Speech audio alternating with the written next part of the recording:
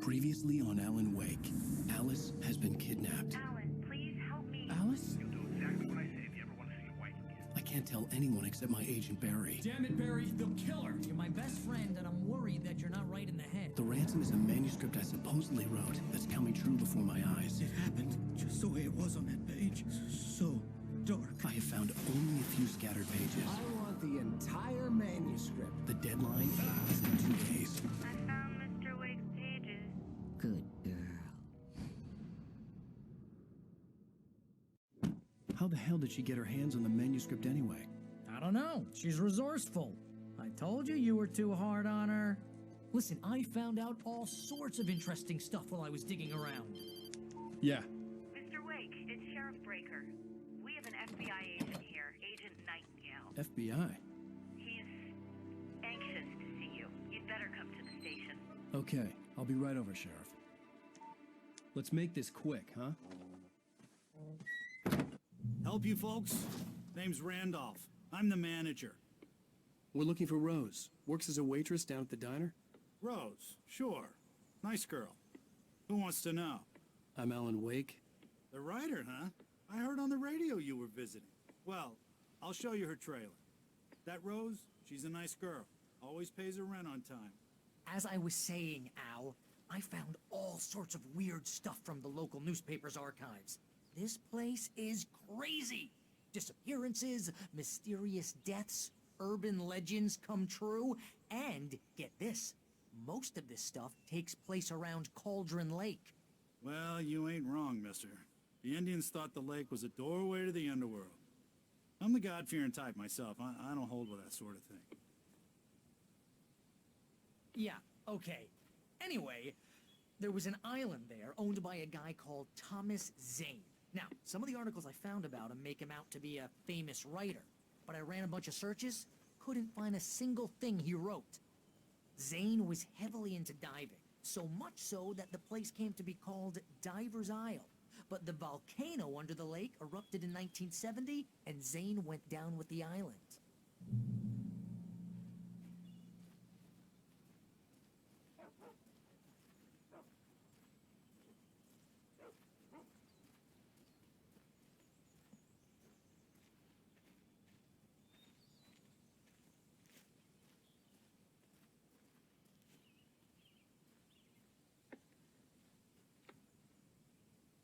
Yeah, how about that?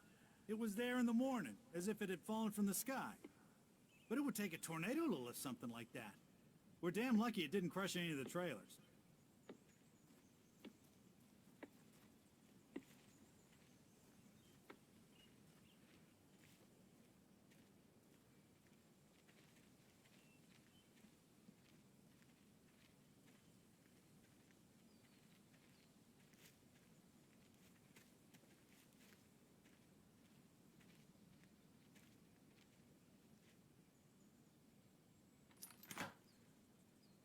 It gets better. A local girl, Barbara Jagger, drowned in Cauldron Lake just a week earlier.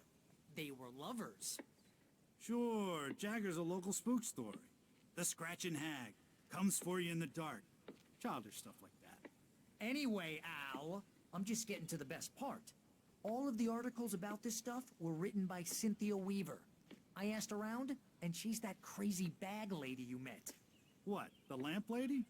She can be a little loopy, but she's not homeless or anything.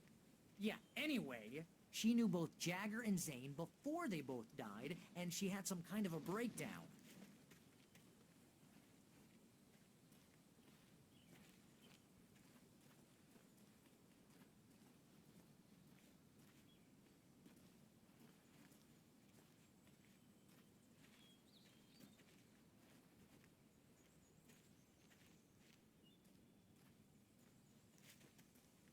Well, mister, this here's Rose's trailer.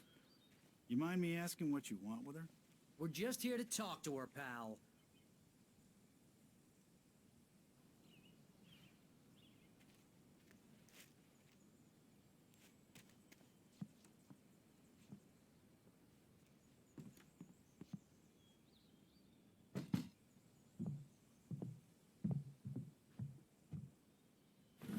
Welcome to Oh dear. Mr. Wake. I'm so glad you're here. Rose, you have my manuscript? Oh. Oh yes. Yes. Please, come in. Hey, this is really good. Rose, Yes, my manuscript. I really need it. I understand. I know what you need. A muse to inspire you. Oh, for Barry. She doesn't have anything. Yeah, hey, Al, what's... Oh... Barry! What? What?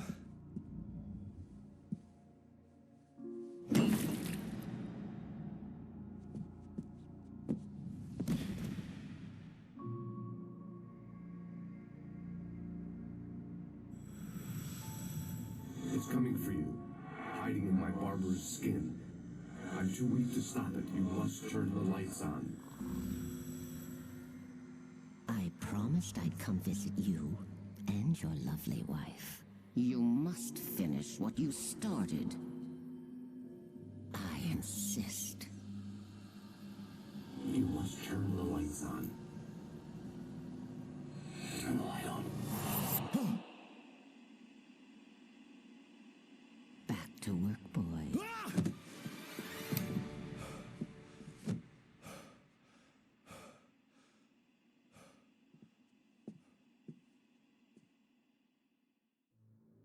I felt nauseous, hungover. Only anger kept me going. I can't tell reality from dream anymore, but it seems I have an imaginary editor to help me. She's an old woman in a funeral dress. I call her Barbara Jagger. She's very strict. I'm writing faster and faster. My manuscript is being heavily revised. The edits are getting very aggressive, and each day there's less of me and more of her. I hate it, but I know she's right. She promises me I can save Alice this way. She knows more of this than I do. About the complex incantation I'm attempting. About this place. She's worked with another writer under similar circumstances, Thomas Zane. The genre of the story seems to be shifting. It's turning into a horror story. I'm getting close. I can feel it.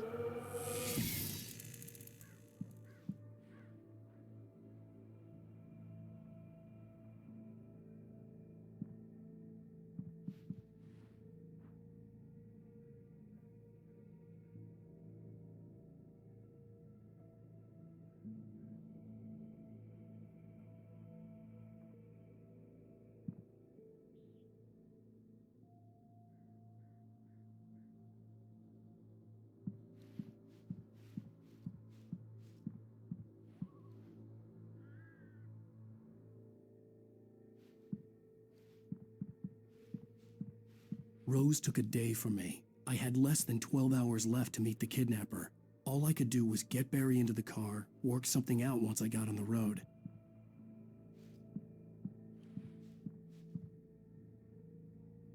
Welcome to the Oh Dear Diner.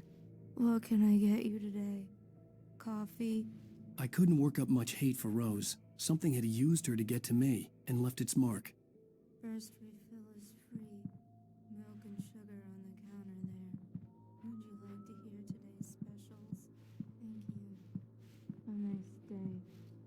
Come back. My gun and flashlight were gone. I'd have to find a way to get Barry into the car as quickly as possible. There was no time to waste.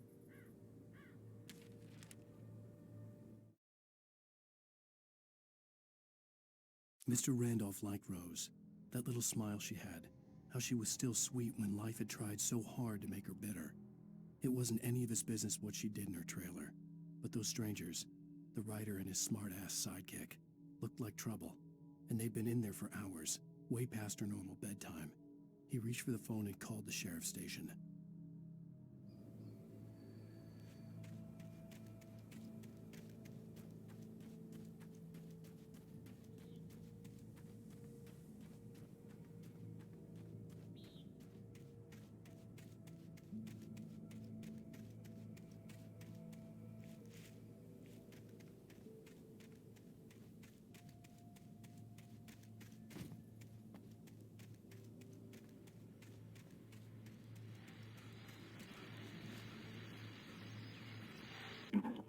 I just stepped outside to catch a breath of fresh air, and let me tell you, the weather's getting heavy. Nights like this make me especially glad I'm here talking to you and not home in bed. Once the weather takes a turn like this, I can't sleep at all. It's all tangled bed sheets and dark thoughts, punctuated by the occasional plunge into nightmare. Is it just me? Well, perhaps it is. But I hope I can make the night a little bit easier to get through. Caller, you're on KBF FM. Hey, Pat, it's Walt Snyder. What's on your mind, Walt? Well, I am the way you are, but, well, I can't sleep either, you know? I just been staring out the window here, trying to make sense of it all, but, I ain't been drinking either, you know? Well, you sound like a man with a problem, Walt. I had a, argument with Danny, and, then I got in trouble with the law, and, I'm just, well... I heard something like that, Walt. Yeah, well, Danny's my best friend, and, they let me out on bail today, and now I'm just alone here at the window, waiting, man, and there's something in the air tonight, man. I was just outside looking up at the sky above our broadcast tower thinking the same thing. What are you waiting for, Walt? I don't know. Something's gonna happen. I think I better go. Well, Walt, maybe... No, thanks, Pat. Well, good luck to you, Walt. Hang in there. Let's take a little break, folks. This weather's really something else, huh?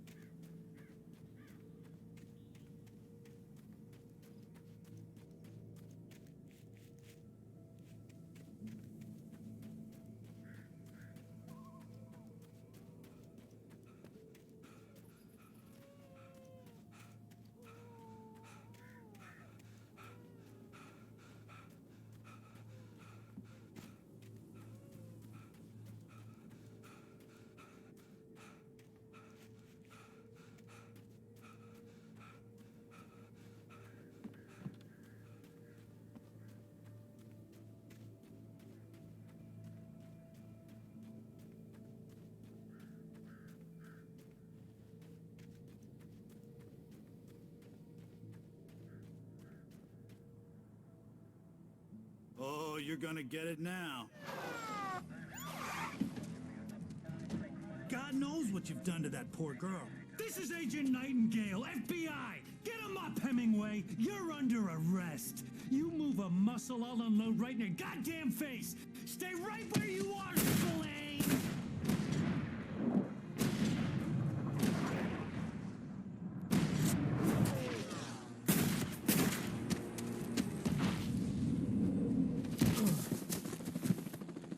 What are?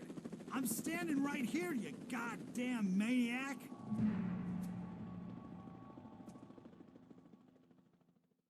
I hated to leave Barry behind, but there was no way I'd miss my appointment with the kidnapper.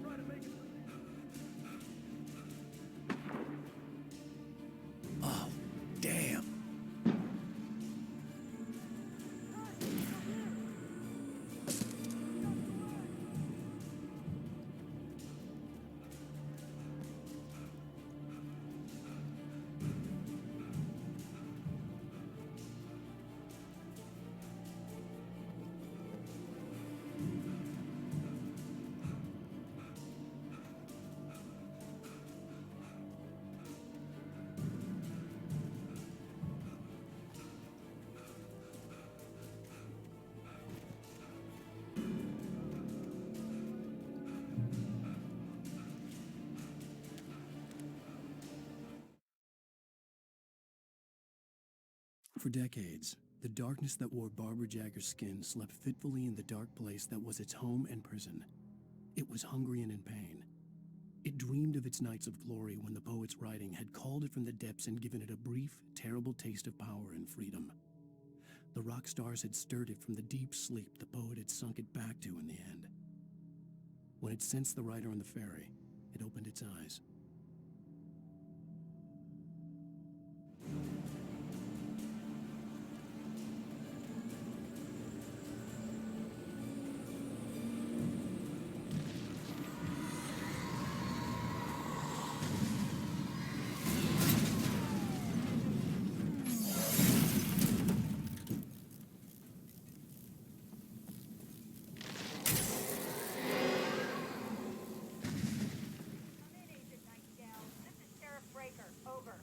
Nightingale, over.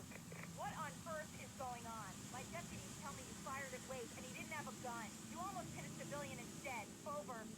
Sheriff, Wake's running. I'm giving chase. I don't have time for this. Well, make the time. You can't just go shooting at people in my town. Over. I'm a federal agent pursuing a fugitive. You want to discuss my methods, Sheriff? Make an appointment. Over. You stay right where you are, Agent Nightingale. I'm on my way. Out.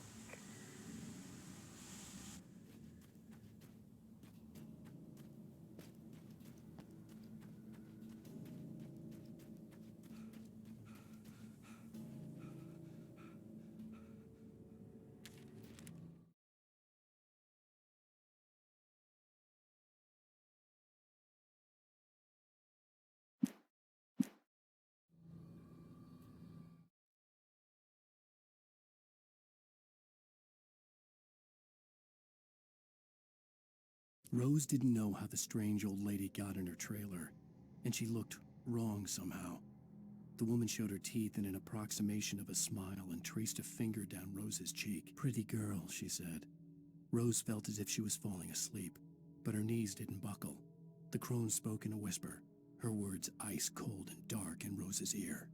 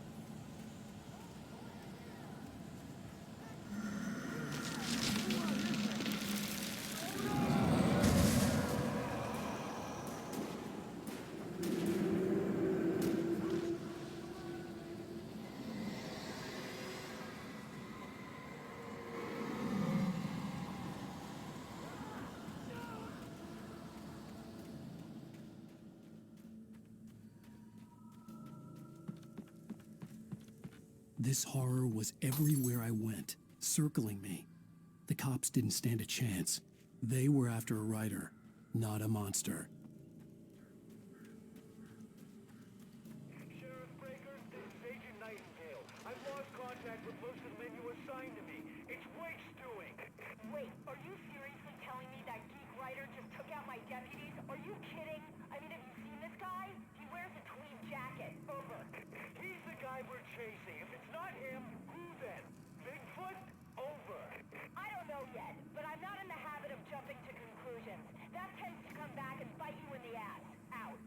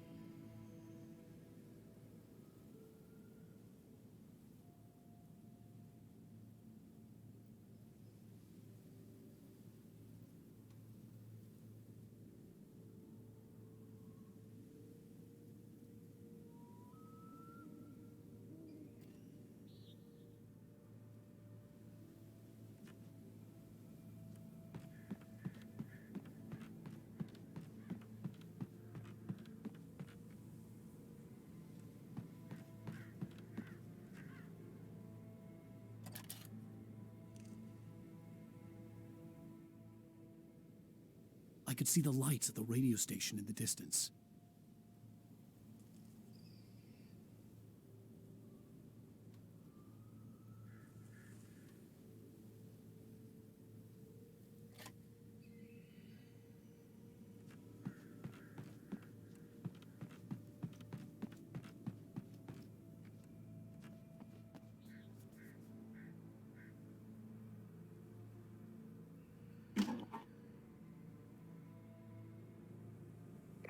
This is James. Mulligan Thornton, come in. Over. Thornton here. James, we got both Wheeler and Rose in custody. They didn't put up a fight or anything. Why, they were... Hey, Mulligan, what are you doing? Come on! Sit down and give me that. James, Mulligan here. Over.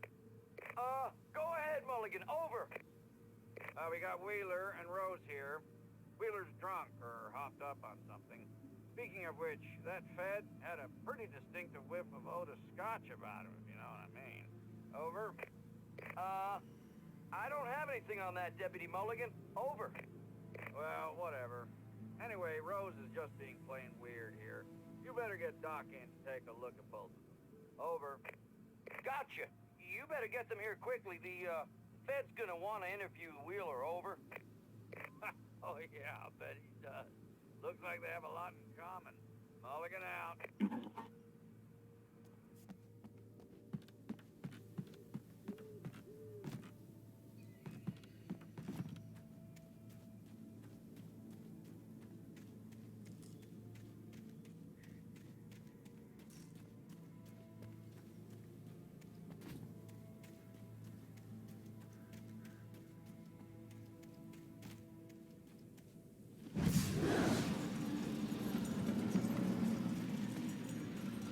Unnatural shadows clung to the gate. The darkness that was after me was trying to stop me. I wouldn't get through without a light.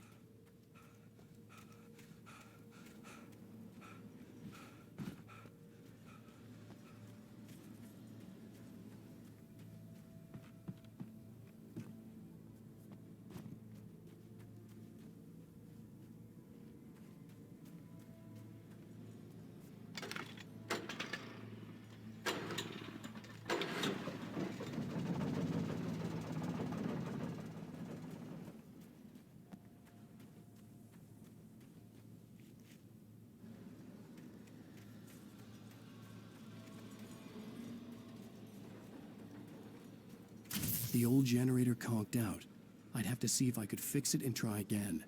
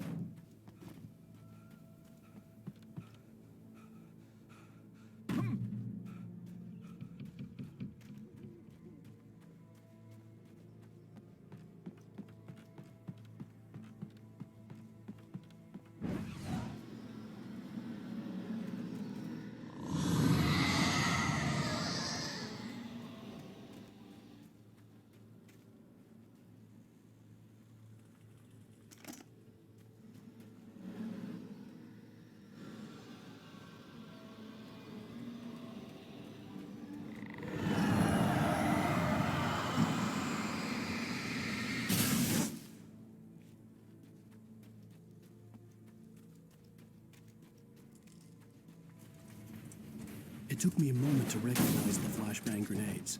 They were an ideal weapon for my situation. Team 1, come in. Over.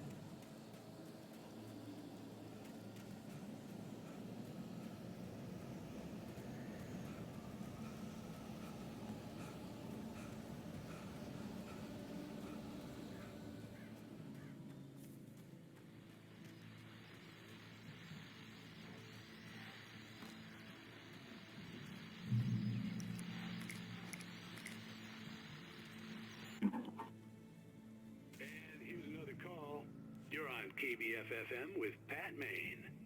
It's Milt Peabody, Pat. What's on your mind, Milt? Well, I live near the trailer park, Pat, and there's a big ruckus going on over there. Well, that's just up the road from me, too. What's going on, do you know? I don't know, but there's a bunch of police cars there, lots of sirens, a helicopter buzzing around, and I think I heard some gunshots. Gunshots? Yes, sir, like from a pistol. So can you find out what's going on? Because it's just next door and they're popping off guns there. They're still shooting? No, it was maybe 10, 15 minutes ago. It sounds serious, Pat. I'm telling you, it don't sound like no party. Well, I'm certainly going to give the station a call, Milt. Okay. You'll hear it here as soon as I hear from them. Okay, thanks.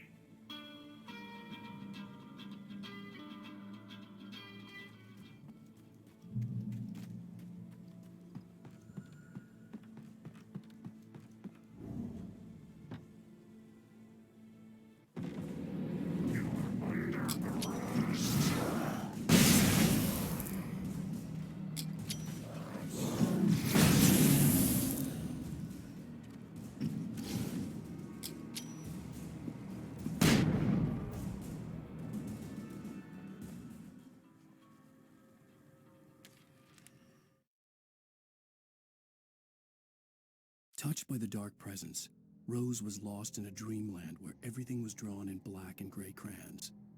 The old lady had promised her that all her wishes would come true. She would be Alan Wake's muse. She was smiling so hard it hurt her face. She crushed a bottle full of sleeping pills into the coffee. Deep down inside, she was screaming in terror.